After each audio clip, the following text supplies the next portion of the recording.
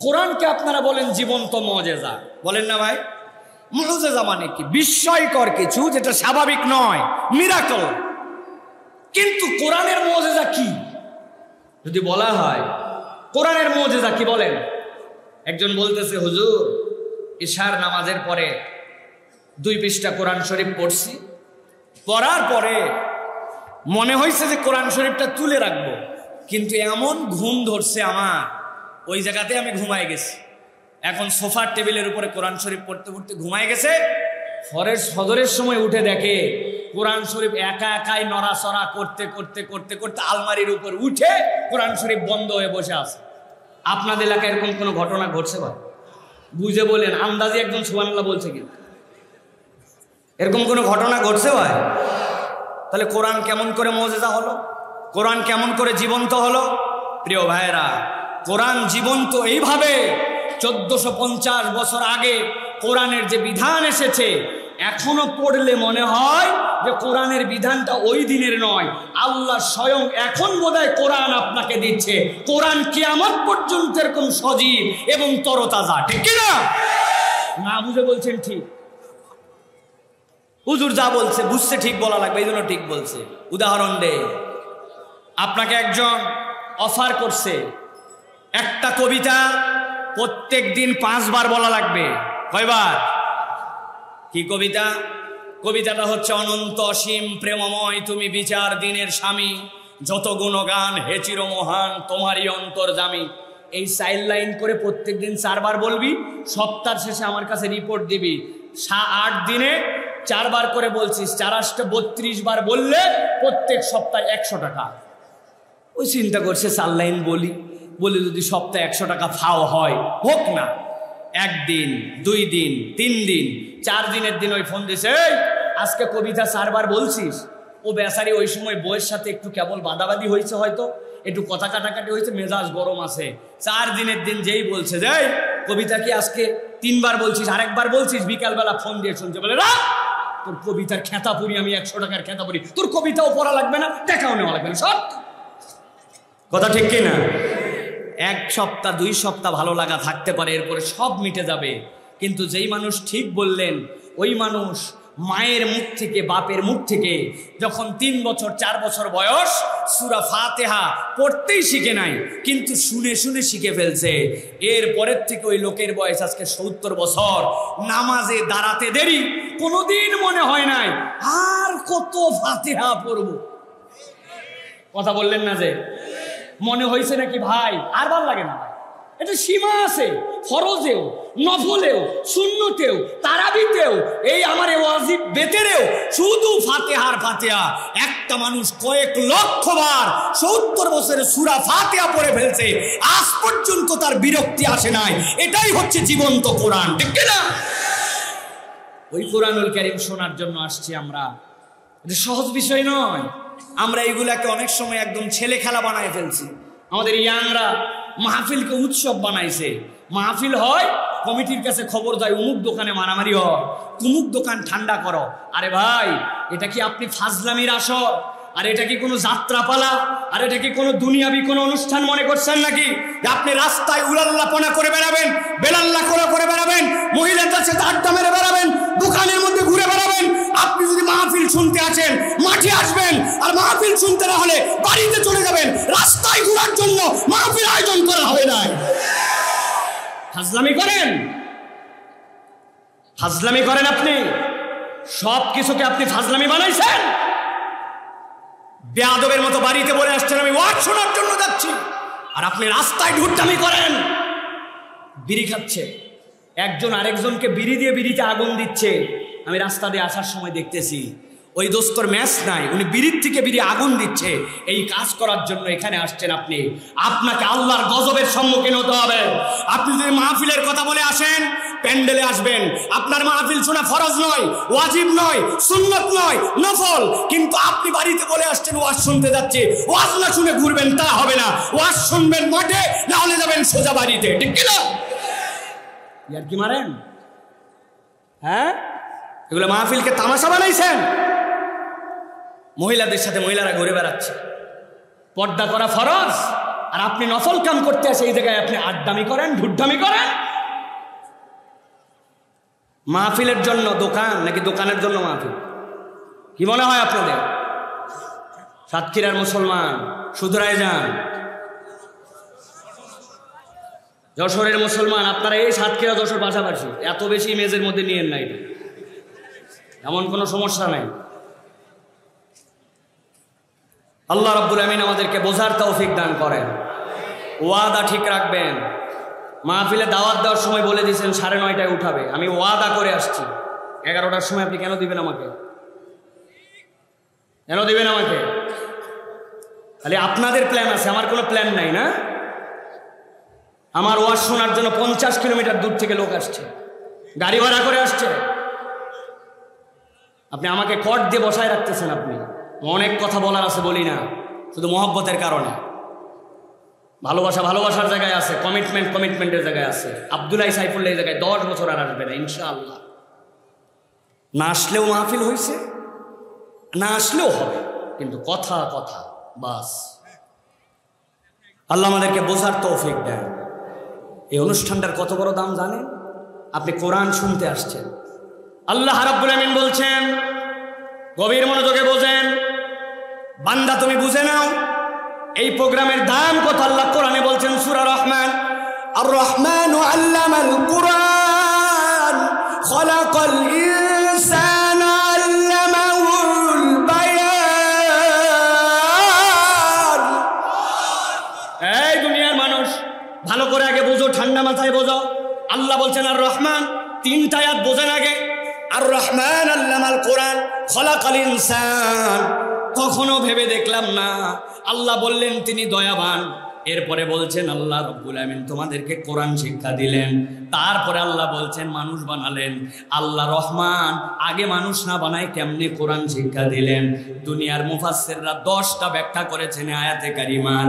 এর মধ্যে একটা ব্যাখ্যা হচ্ছে আল্লাহ রাব্বুল আমিন বুঝাতে চান যিনি দয়াবান তিনি আল্লাহ নিজের সাথে এটা সম্পৃক্ত করে নিয়েছেন। যেই বান্দার সাথে কোরআন আছে ওইটাই আল্লাহর কাছে মানুষ হিসাবে বিবেচিত হবে। এই জন্য আল্লাহ বলছেন আর রহমান খলাকাল ইনসান। আল্লাহ রাব্বুল আমিন আগে না বলে বলছেন আর রহমান আল্লামাল কোরআন খলাকাল ইনসান। যেই মানুষের সাথে কোরআন আছে ওইটাই আল্লাহর কাছে মানুষ, বাকিগুলা দেখতে মানুষ হলেও আল্লাহর কাছে মানুষ হিসাবে তাদের কোনো দাম নাই। ঠিক না? দুনিয়ার বুকে বাংলাদেশেও এমন কতকগুলা বেয়াদব মহিলা ছিল, নাম আমি বলতে চাই না। ইসলাম বিদ্বেষ করতে করতে যে তারা নিজেরা বলছিল আমার পেট, এই পেটের মধ্যে আমি কোথার থেকে সন্তান নেব, এটা আমার ইচ্ছা। নাউজুবিল্লাহ বলেন। নাউজুবিল্লাহ যদিও বললাম, কিন্তু কথা ভুল বলে নাই। কেননা দেখতে সে মানুষের মতো হলেও আসলে তো সে মানুষ না, কেননা তার সাথে কোরআনের সম্পৃক্ততা নাই। এখন যার সাথে কোরআনের সম্পৃক্ততা নাই সে কুকুরের মতো হতে পারে, কুকুর যেখান থেকে বাচ্চা নিতে পারে, তাহলে সে দেখতে মানুষ হলেও আসলে কুকুর। কিন্তু যার সাথে কোরআনের নিসবত আছে সে হচ্ছে আল্লাহর কাছে একটা মানুষ। ঠিক না? এই জন্য ভালো করে আমাদের বুঝতে হবে। আরেকটা ব্যাখ্যা আল্লাহ রাব্বুল আমিন এখানে বুঝাতে চান আর রহমান, ও দুনিয়ার মানুষ তোমার রহমান, তোমার দয়াবান রব। পৃথিবীর মুফাসসিররা বলছেন আল্লাহ রাব্বুল আমিনের জাতের নাম হচ্ছে আল্লাহ, কিন্তু আল্লাহর জাতের আরেকটা নাম হচ্ছে রহমান। আল্লাহ বুঝাতে চান রহমান তিনি উপরে, এরপর আল্লাহ বুঝাচ্ছেন আল্লামাল কোরআন, মধ্যে তোমাদের জন্য কোরআন, নিচের দিকে কে খলাকাল ইনসান, মানুষটা নিচে উপরে রহমান। এই মানুষের সাথে আল্লাহ রাব্বুল আমিন যে সম্পর্কটা হবে ওই সম্পর্কটা কোরআন দিয়ে হবে। বান্দার সাথে আল্লাহর সম্পর্ক কোরআন দিয়ে যুক্ত হলে ওইটা আল্লাহর কাছে মাকবুল, আর কোরআন ছাড়া যদি সম্পর্ক হয় ওইটা আল্লাহর কাছে কোনো দাম নাই। রব্বুল আমিন এরপরে বলছেন বান্দা ভালো করে বোঝো, আমি রব্বুল আমিন তোমার জন্য বললাম আর রহমান আল্লামাল কোরআন খলাকাল ইনসান। এরপর আল্লাহ বলছেন আল্লামাহুল বায়ান। এই দুনিয়ার মানুষ আমি তোমাকে জবান শিক্ষা দিয়েছি, সুবহানাল্লাহ বলে। ভালো করে হৃদয় দিয়ে অনুভব করেন। আল্লাহ রাব্বুল আমিন আপনাকে আমাকে জবান শিক্ষা দিলেন, তার মানে আপনাকে আমায় কথা বলার যোগ্যতা দিলেন। এইটা আল্লাহ রাব্বুল আমিনের একটা এক্সেপশনাল, আল্লাহ রাব্বুল আমিনের একটা অনন্য সৃষ্টি। পৃথিবীতে যত প্রাণ আছে সবগুলো আল্লাহর তাসবিহ করে। আল্লাহ কোরআনে বলছেন ইউসাব্বিহু লিল্লাহি মা ফিস সামাওয়াতি ওয়া মা ফিল আরদ। তুমি বোঝো বা বোঝো না, কিন্তু এই জমিনে যা কিছু আছে সব আল্লাহ রাব্বুল আলামিনের তাসবিহ করে। কিন্তু সকলের তাসবিহ আল্লাহ বোঝে, কিন্তু বান্দাকে আল্লাহ যে জবান দিয়েছেন, বান্দার তাসবিহ অপর বান্দাও বোঝে, বান্দার তাসবিহ ফেরেশতাও বোঝে। আবার বান্দার তাসবিহর অনন্যতা আল্লাহ রাব্বুল আলামিনও বিভিন্নভাবে তার আমলনামায় লেখে। আল্লামাহুল বায়ান এর ব্যাখ্যায় মুফাসসিররা বলছেন, আল্লাহ এই কথা যে বললেন, মানুষকে যে এক্সেপশনাল বানালেন, দুইটা অনন্য কথা এর মধ্যে আল্লাহ রাব্বুল আমিন জড়িত রেখেছেন। আল্লাহ রাব্বুল আমিন বলছেন, দুনিয়ার মানুষ, আমি তোমার জন্য আল্লাহ চিন্তা করার জন্য খোরাক দিলেন। আল্লাহ কোরআনে বলছেন আলাম নাজআল লাহু আইনাইন ওয়া লিসানান ওয়া শাফাতাইন।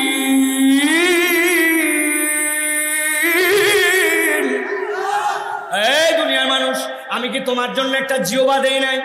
আর তোমার জন্য আমি দুইটা ঠোঁট দেই নাই? আর আমি রব্বুল আমিন তোমাকে দেখার জন্য একটা চোখ দেই নাই?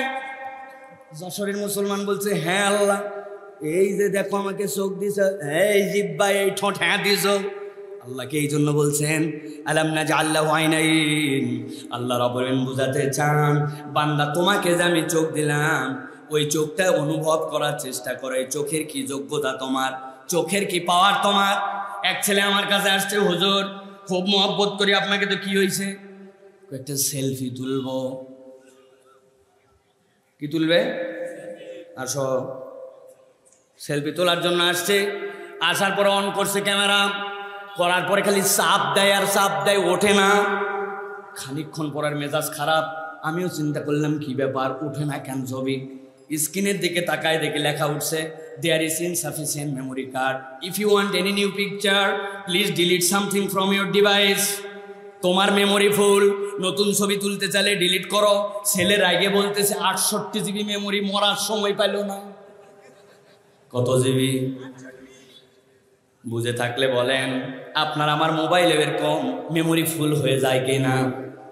কিন্তু কখনো কল্পনা করে দেখছেন আল্লাহ যে বলে আলাম নাজআল লাহু আইনাইন, ওই বান্দা মায়ের পেটের থেকে হওয়ার পরে অনবরত দেখতে শুরু করলো। 3-4 বছর থেকে বুঝে বুঝে দেখে, না বুঝে দেখে, যা দেখা লাগবে তাও দেখে, যা দেখা লাগবে না তাও দেখে। দেখতে দেখতে 70 বছর বয়স হয়ে গেল। কোনোদিন কি আপনাকে সিগন্যাল দিয়ে বসছে, হঠাৎ করে সকালবেলা শুনছেন কানের কাছে কে যেন এসে বলতেছে হ্যাপি বার্থডে টু ইউ সাসা। Today is 70 years old. Your brain's memory is full. If you want any new picture to see in tomorrow, please delete something from your head. চাচা, আপনার ব্রেনে আর পর্যাপ্ত মেমোরি নাই। কালকের থেকে দেখতে চাইলে এখন করবেন, মাথার থেকে কিছু কিছু ডিলিট করেন। যশোরে কোনোদিন বলছে ভাই, কথা বলেন, ঘুমাই না গেলে বলছে। কিন্তু আপনি একবার ভাবলেন না আল্লাহ যে বলে আলাম নাজআল লাহু আইনাইন, আমি কি তোমাকে দুইটা চোখ দেই নাই?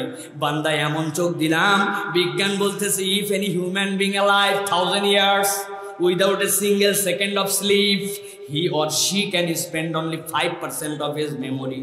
একটা মানুষ 1000 বছর যদি বাঁচে আর অনবরত দেখতে থাকে, আল্লাহ তার ব্রেনের মধ্যে এত সেল দিয়েছেন, 1000 বছরে 5% সে খরচ করতে পারবে না।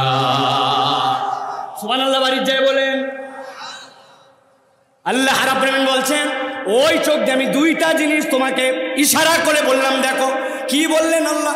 আলাম নাজআল লাহু আইনাইন ওয়া লিসানান ওয়া শাফাতাইন।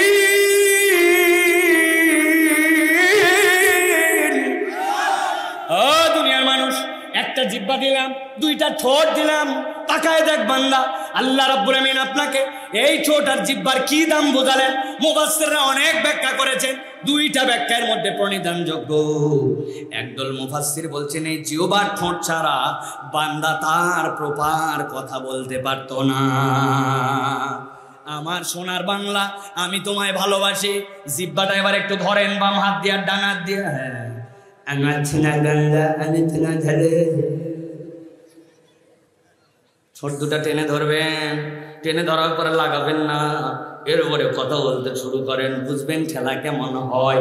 আল্লাহ বলছে আমি তোকে এমন একটা জিহ্বা আর এমন দুইটা ঠোঁট দিলাম বান্দা, আমি রব্বুল আমিন এই নিয়ামত যে দিয়েছি তুই অনুভব করিস না, কিন্তু এই নিয়ামতের দাম দুনিয়া বিক্রি করলেও শুধাতে পারবি না।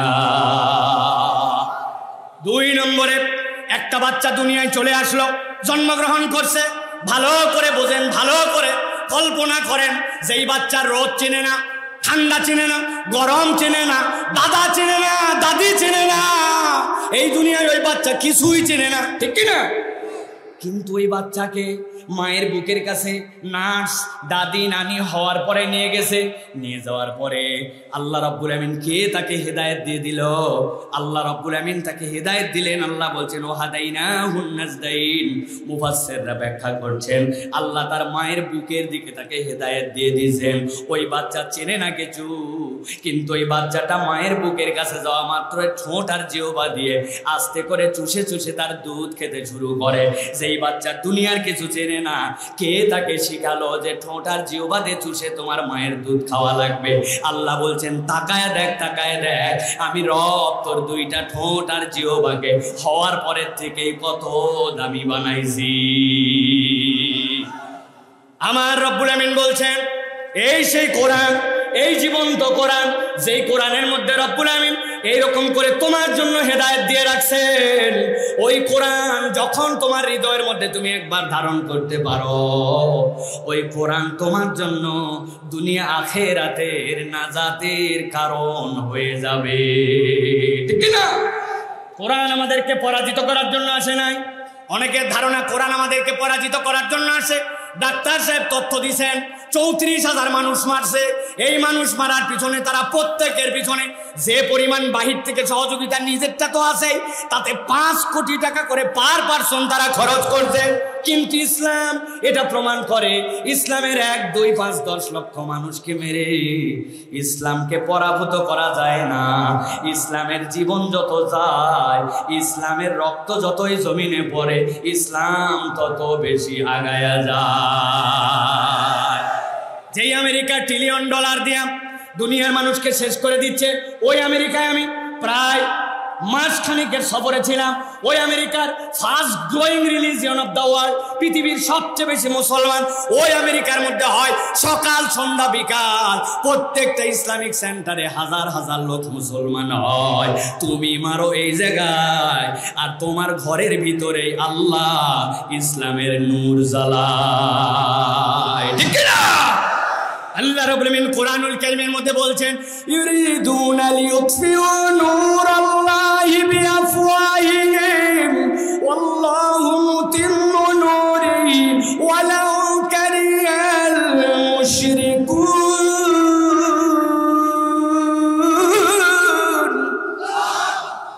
আপনাদের এলাকার মাটির চুলা আছে নাকি ভাই? 2 চুলা 3 চুলা হয় আপনাদের? আমাদের এলাকায় 3 চুলা হয়। 1 চুলার মধ্যে সব সময় গরুর খাবার টাবার এই হাঁড়ি চাপানো থাকে, বাকি 2টাতে রান্না বাড়া করে, রাত্রেবেলা বন্ধ করে তাল পাতা দিয়ে ঢাকায় রাখে। আমাদের গ্রামের দিকে হয়, আপনাদের মাটির চুলা হয়। এক মা মাটির চুলায় রাত্রে রান্না করছে, সন্ধ্যার আজান হয়ে গেছে, মাগরিবের আজান। বাড়িতে একটা 10 বছরের মেয়ে আছে। বাচ্চাটাকে বলছে মা আমি চুলা টুলা নিভায় পানি টানি দিলে এখন তোর সাথে সাথে মাগরিবের রক্ত নষ্ট হয়ে যাবে, অতএব তোর কাছে বলতেছি মা চুলাটাকে তুই একটু বন্ধ করতে পারবি নাকি, ফাঁকে আমি একটু নামাজ পড়বো। জ্বলায়, কুপিবাতি জ্বলায়। চুলা যখন জ্বলে ওঠে তখন ওই কুপিবাতিটা আস্তে করে হাত দিয়ে দেয় অথবা ফু দিয়ে মুখ দিয়ে দেয়, দেওয়ার পরে সাথে সাথে কুপিবাতি নিভে যায়। এখন চুলার গনগনা আগুন, মা বলে গেছে চুলা নিবানো লাগবে।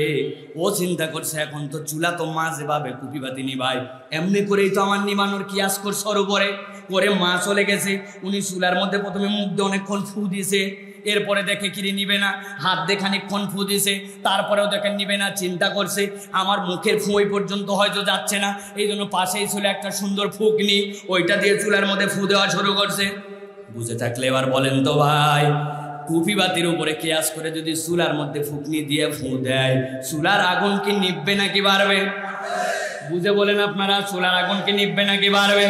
আমার আল্লাহ বলছেন, ও দুনিয়ার মানুষ, তুমি কৌশলে ইসলামকে নিভাতে চাও, কিন্তু ইসলামের আলো তো এমন আলো, এইটা যত নিভাতে চাবে আল্লাহ রাব্বুল আলামিন এই আলোকে তত বাড়ায়া দিবে। এই জন্য প্রিয় ভাইয়েরা, আমি বারবার আপনাদেরকে বলতেছি, আপনারা কোরআনুল কারীম শোনার জন্য আসছেন, এইটা যেমন তেমন কারবার নয়, এইটা হৃদয়ের সাথে হৃদয়ে লাগায় শুনলে হেদায়েত, নয়তো এই মাহফিলে এসে আপনার জন্য আরো বদদুয়া কামাই হয়ে যেতে পারে, ঠিক কি না? এই জন্য প্রিয় ভাইয়েরা, কোরআনের মাহফিলকে সম্মান করতে আমরা শিখি। কোরআনের মাহফিলে আমরা কথাবার্তা আল্লাহ রাব্বুল আলামিনের জন্য কিছু শেখার জন্য আসার চেষ্টা করি। আমাদের তরুণ প্রজন্ম, যুবকেরা এখন হই হই পাটি ভাব এমন ধরছে, সব জানে, বাপরে জানা জানে, আসলে কিচ্ছু জানে না। অনেক যুবক আছে ফরজ গোসল তার বয়স হয়ে গেছে 20 বছর, ফরজ হয়েছে গোসল 10 বছর হলো, কিন্তু গোসলের ফরজ জানে না, আছে না? হ্যাঁ, গোসলের ফরজ কয়টা? কয় 3টা। কি কি?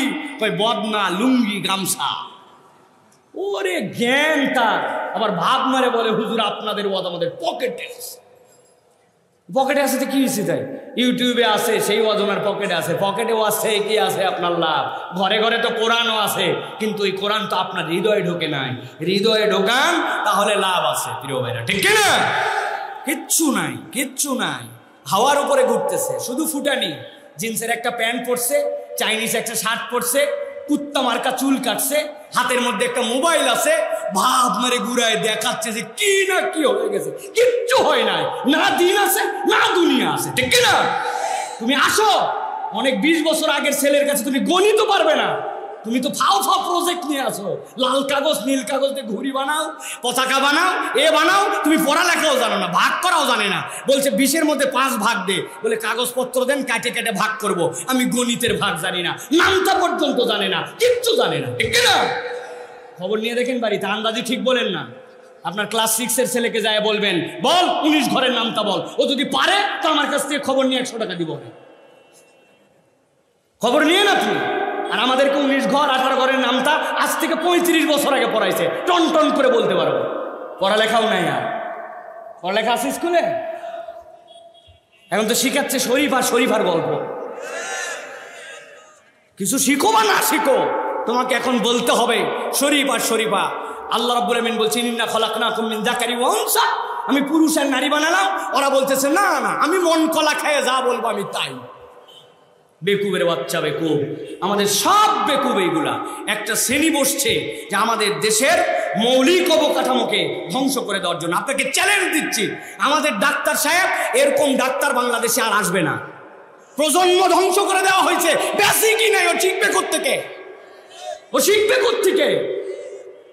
এরকম ডাক্তার আর আসবে না। উনি গেলেন, শেষ, এই প্রজন্ম শেষ। উনি শিখাবে কাকে? পাত্র ঠিক করা লাগবে না? ওই পাত্রই তো নাই, দেওয়ার এলেম দেওয়ার জায়গাই নেই। আল্লাহ আমাদেরকে বোঝার তৌফিক দান করুক, আল্লাহুম্মা আমিন।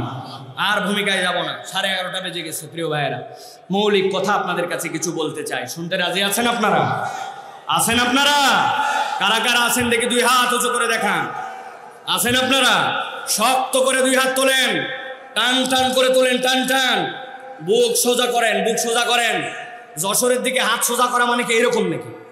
এরকম তো, এইরকম না, হাত সোজা করা। সোজা করেন, পিছন দিকে টানা দেন, ডানে বামে নড়াচড়া দেন, একটু ডানে বামে নড়াচড়া দেন, পিছনে দেন, বুকের হাড্ডিটা ফুটান। উঠাইছেন? শক্ত করে হাত সোজা করেন। এবার সোজা। এবার ডানে বামে একটু তাকায় দেখেন কারা উঠাতে পারে নাই, চেহারাগুলো চিনে নেন। দেখেন, একটু দেখেন, তাকায় দেখেন।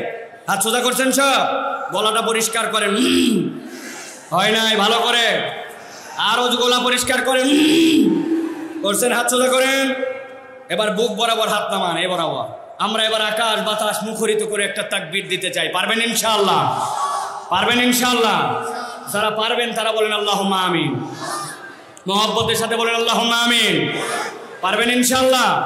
দেখি এবার একটা হিম্মত করে তাকবীর দিতে হবে। আমি লিল্লাহে তাকবীর বললে আপনার উপর দিকে হাত ছুঁড়ে দিয়ে বলবেন আল্লাহু আকবার। পারবেন ইনশাআল্লাহ? পারবেন ইনশাআল্লাহ? দেখি এবার একসাথে সমস্বরে আমরা আল্লাহ রাব্বুল আলামিনের একটা তাকবীর দিতে চাই। পারবেন ইনশাআল্লাহ? দেখে তাকবীর দেন, লিল্লাহে তাকবীর, লিল্লাহে তাকবীর, আল কোরআনের আলো, আল হাদিসের আলো, তোমার নেতা আমার নেতা, তোমার নেতা আমার নেতা, লিল্লাহে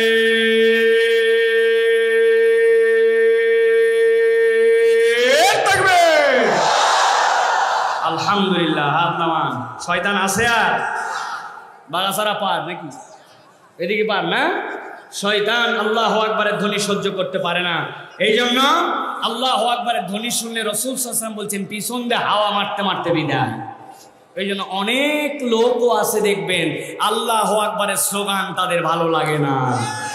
আল্লাহু আকবারের স্লোগান যাদের ভালো লাগে না, বুঝবেন এরা শয়তানের আপন খালাতো অথবা ফুফাতো ভাই। আল্লাহু আকবারের স্লোগান কোনো দলীয় স্লোগান নয়, কোনো গোষ্ঠীর স্লোগান নয়, কোনো রাজনৈতিক স্লোগান নয়। আল্লাহু আকবারের স্লোগান ইমানদারের স্লোগান।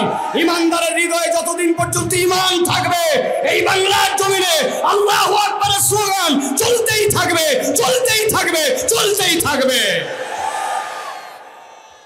আল্লাহ রাব্বুল আলামিন কবুল করবেন, আল্লাহুম্মা আমিন। প্রিয় ভাইয়েরা,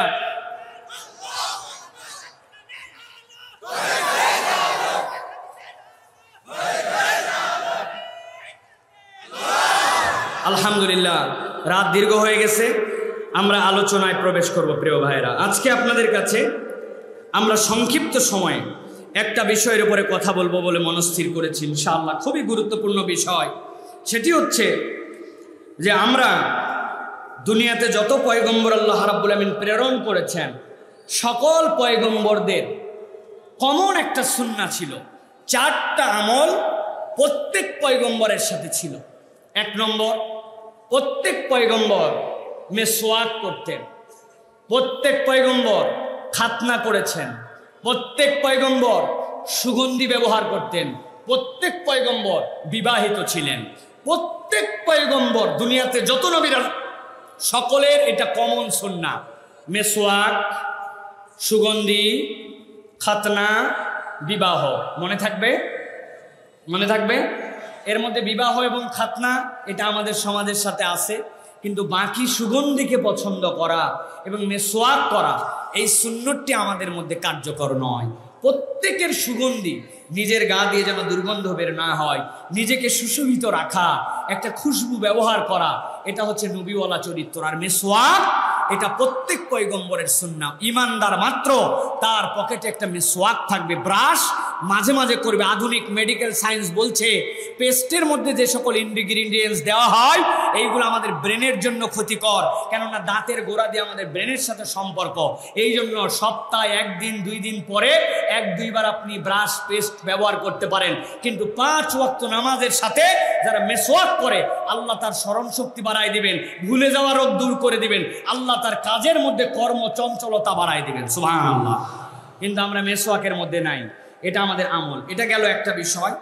আজকে মূলত আমি যে কথা বলতে চাই এইগুলো ছিল পয়গম্বরদের জীবনের কমন সুন্নাহ, কিন্তু প্রত্যেক পয়গম্বরকে আল্লাহ ইন্ডিভিজুয়ালি এক এক পয়গম্বরকে এক এক ধরনের গুণমুগ্ধ করেছিলেন, এক এক ধরনের অনন্যতা দিয়েছিলেন। কিন্তু সকল পয়গম্বরের জীবন বিশ্লেষণ করলে দেখা যায় প্রত্যেক পয়গম্বর নবী রাসূলদের জেনারেলি 5টা চরিত্র প্রত্যেকের মধ্যে ছিল।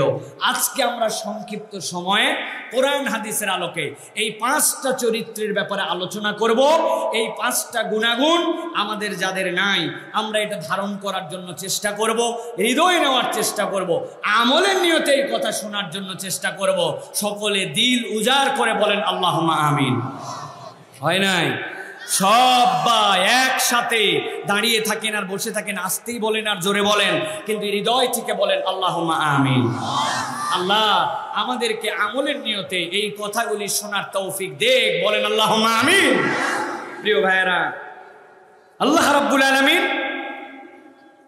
সকল পয়গম্বরের মধ্যে প্রাথমিক যে গুণ দিয়েছিলেন সেটা ছিল দুনিয়ার যত পয়গম্বর সব পয়গম্বর ছিলেন অতিথি পরায়ণ। কি পরায়ণ? বলেন কি ছিলেন? অতিথি পরায়ণ। পয়গম্বরদের নেচার ছিল তারা অতিথিকে পছন্দ করতেন, মেহমান নেওয়াজি তারা করতেন।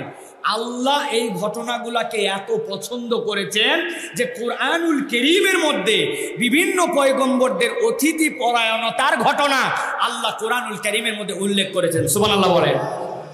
আল্লাহ রাব্বুল আলামিন আপনার আমার হাবিবের ঘটনা, মুহাম্মদ সাল্লাল্লাহু আলাইহি সাল্লামের বিখ্যাত সাহাবীদের ঘটনা কোরআনুল কারীমের মধ্যে উল্লেখ করেছেন। আল্লাহর নবী সাল্লাল্লাহু আলাইহি সাল্লাম এশার নামাজ হয়ে গেছে, মসজিদ নববীতে বসে আছেন। এশার নামাজের পরে সকল সাহাবী যারা মদিনার আশপাশে চলে গেছেন, দুইজন সাহাবী তখনও মসজিদ নববীতে বসে আছেন। আল্লাহ নবী তাদেরকে কাছে ডাকলেন, আমার সাহাবীরা এদিকে আসো, চেনা চেনা লাগে না কোথা থেকে? বলি ইয়া রাসূলুল্লাহ, আমরা দূর থেকে এসেছি, আসার পরে আজকে মসজিদে নববীতে অবস্থান করব। আমরা মুসাফির, আমরা মসজিদে নববীতে আছি। নবী করিম সাল্লাল্লাহু আলাইহি সাল্লাম সাথে সাথে বাড়িতে খবর পাঠালেন, আমার বাড়িতে খবর নাও তো আয়েশার কাছে মেহমানদের খাওয়ার জন্য কোনো আঞ্জাম আছে কিনা। হযরত আয়েশা খবর পাঠালেন, ইয়া রাসূলুল্লাহ, ইয়া হাবিবাল্লাহ, বাড়িতে পানি ছাড়া আমাদের বাড়িতে আজকে খাওয়ার কোনো খবর নাই। আরেক স্ত্রীর কাছে যাও, আরেক স্ত্রীর কাছে যাও। আল্লাহ নবীর স্ত্রীদের থেকে খবর নিয়ে আসা হলো আল্লাহ নবীর বাড়িতে খাওয়ার মতো কোনো কিছু নাই। নবী সাল্লাল্লাহু আলাইহি সাল্লাম সাথে সাথে সামনের সাহাবীদেরকে বললেন, ও আমার সাহাবীরা, আমার বাড়িতে খাবার নাই, কিন্তু এই দুইটা আমার মেহমান, আমার মেহমানকে তোমাদের মধ্যে থেকে কেউ খাওয়াবে নাকি? আল্লাহ নবীর এই কথাটা এত দামি, এত দামি, এত ভারী, আমার মেহমান, আমার মেহমানকে তুমি খাওয়াবে কিনা? সাহাবীরা চিন্তা করলেন এর থেকে বড় সুযোগ আর কি হতে পারে। এক সাহাবী লাফ দিয়ে উঠে হাত উঠাই দিয়েছেন, ইয়া রাসূলুল্লাহ, ইয়া হাবিবাল্লাহ, চিন্তা করেন না, আপনার মেহমানকে আমি খাওয়াবো, আমাকে আপনার মেহমানকে দিয়ে দেন। নবীজি সাল্লাল্লাহু আলাইহি ওয়াসাল্লাম তাকে দুইজন মেহমানকে তার সাথে দিয়ে দিলেন। উনি বসায় রাখছেন মসজিদে নববীতে। আমি একটু বাড়ির থেকে কথা বলে আপনাদেরকে নিয়ে যাচ্ছি। দৌড়ায় চলে গেছেন, বাড়িতে যে ডাকতে বলছেন, স্ত্রী শোনো, আল্লাহর নবী মসজিদে নববীতে বসে বলছেন আমার দুইজন মেহমান আছে, নবীজির ঘরে খাবার নাই, কে খাওয়াবে? আমি কিন্তু লাভ দে হ্যাঁ বলে আসছি, তোমার ঘরে খাবারের অবস্থা কি? স্ত্রী বলতেছেন, সুবহানাল্লাহ, আল্লাহর নবীর মেহমানকে আপনি দাওয়াত দিয়েছেন, কতই না সৌভাগ্য আমাদের, কিন্তু আমার প্রাণের স্বামী, আপনার আমার জন্য কোনো খাবার নাই। আমাদের ছোট্ট ছোট্ট যে দুইটা বাচ্চা আছে, ওই দুই বাচ্চার জন্য আমাদের বাড়িতে অল্প একটু খাবার আছে, ওই খাবারটাই আমরা আমাদের মেহমানকে খাওয়াবো, আজকে আমরা বাচ্চাকে খাওয়াবো না। বাচ্চাকে না খাওয়ালে তো বাচ্চা কান্নাকাটি করবে। স্ত্রী বুদ্ধি দিয়েছে, শোনেন, মেহমানকে যখন নিয়ে আসবেন, নিয়ে আসার পরে মেহমানদের ঘরে বসাবেন, আর আপনি আপনার বাচ্চা দুইটাকে সাথে সাথে যাবেন, যাওয়ার পরে আমি রান্না করতেছি, বাচ্চা দুইটার পেটের উপরে দুই হাত দিয়া মধ্যে আপনি বসে আস্তে আস্তে করে থাবা দিতে শুরু করবেন। বাচ্চারা যখন বলবে খাবারের অবস্থা কি, মিথ্যা বলবেন না, কিন্তু আপনি বলবেন চুলাতে রান্না হচ্ছে। রান্না তো হচ্ছে, কিন্তু বাচ্চাকে খাওয়াবো না। আপনার দায়িত্ব থাবাইতে থাবাইতে বাচ্চাকে ঘুমায় দিবেন। এরপরে যেই না বাচ্চা ঘুমায় যাবে, ওই দুইটা বাচ্চার খাবার আমরা খাবো না, আমরা নিয়ে মেহমানকে খাওয়াই দিব। আল্লাহ নবীর মেহমান বলে কথা। স্ত্রী স্বামী দুইজন মিলে বুদ্ধি করে মেহমানকে নিয়ে আসার পরে বাচ্চা দুইটা কাঁদে, খাওয়া দেয় আর বলে রান্না হচ্ছে, রান্না হচ্ছে। আস্তে আস্তে করে বাচ্চা দুইটা ক্ষুধায় কাতরাতে কাতরাতে ঘুমায় গেছে। স্ত্রীর সাথে সাথে খাবারগুলা পাত্রের মধ্যে ঢেলেছে। ঢালার পরে তার মনে হয়েছে, আরে এই খাবার যখন ওই মেহমানদের কাছে দেওয়া হবে, আমার স্বামীও তো নিয়ে যাবে। যাওয়ার পরে এখন যদি তিনজন ওই খাবার খেতে শুরু করে, তাহলে তো আল্লাহ নবীর মেহমানদের পেট ভরবে না। স্ত্রী বলছে, আপনি তিনজন মিলে যখন খাবেন এই খাবারে কিন্তু হবে না। স্বামী বলতেছে, তিনজন কোথায়, মেহমান তো দুইজন। বলে, আপনি যখন সাথে বসবেন, আপনাকে ছেড়ে তো তারা খাবে না। কৌশল কি? স্ত্রী বুদ্ধি দিচ্ছে, শোনেন, আপনাকে আমি শিখাই দেই, ওই খাবারটা নিয়ে যখন ভেতরে যাবেন, যাওয়ার পরে তাদের সামনে দেওয়ার পরে পানি নেওয়ার নাম করে বাহিরে আসবেন।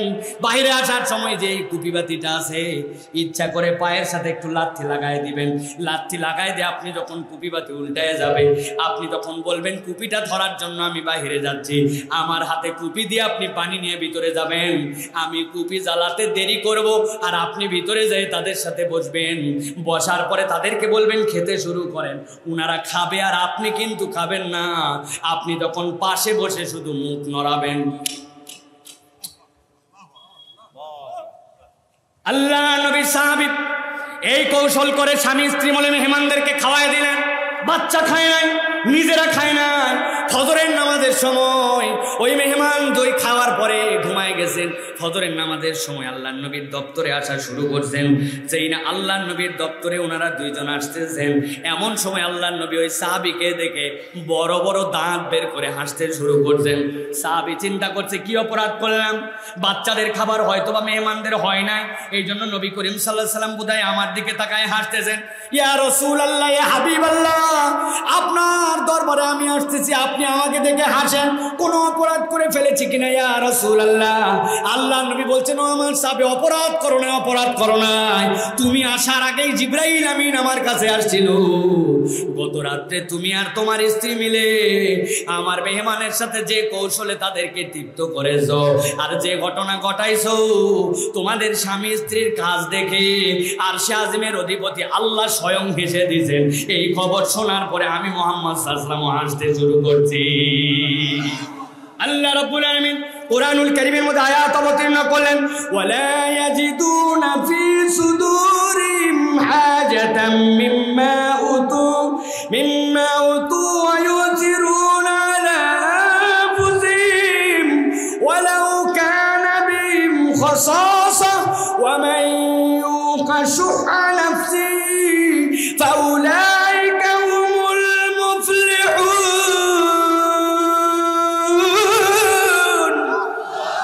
আমার আল্লাহ বলছেন, ও দুনিয়ার মানুষ, মনে করো না তাদের পেটে ক্ষুধা ছিল না, তাদের প্রয়োজন ছিল না, কিন্তু এই মানুষগুলা নবীর সহবতে এসে এমন মেহমান নেওয়াজ হয়ে গেল তারা। আল্লাহ বলছেন নিজের অবস্থার উপরে এসে ভাইয়ের অবস্থাকে প্রায়োরিটি দিয়েছে। আর আমি আল্লাহ বললাম, ওয়া ইউকা শুহা নাফসি ফাউলাইকা হুমুল মুফলিহুন। নিজের প্রয়োজন, নিজের হাজতের উপরে যখন অপর মুসলমানের হাজতকে কেউ প্রায়োরিটি দেয়, আল্লাহ রাব্বুল আমিন ওই বান্দাদের নামগুলা সফল কাম বান্দাদের মধ্যে অন্তর্ভুক্ত করে নেয়। অতএব মেহমান নেওয়াজি করা, মেহমানকে খাওয়ানো, এটা নবীওয়ালা গুণ।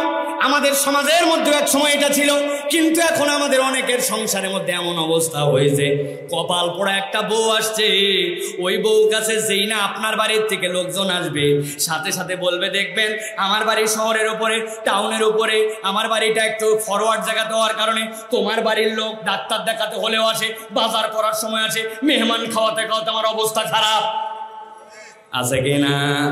আবার কতগুলা পুরুষ এরকম আছে, ওনার বাড়ির আত্মীয় আসলে কষ্ট হয় না, কিন্তু বউয়ের বাড়ির কেউ আসলে ওনার সহ্য হয় না, এরকম পুরুষ মানুষও আছে কিনা?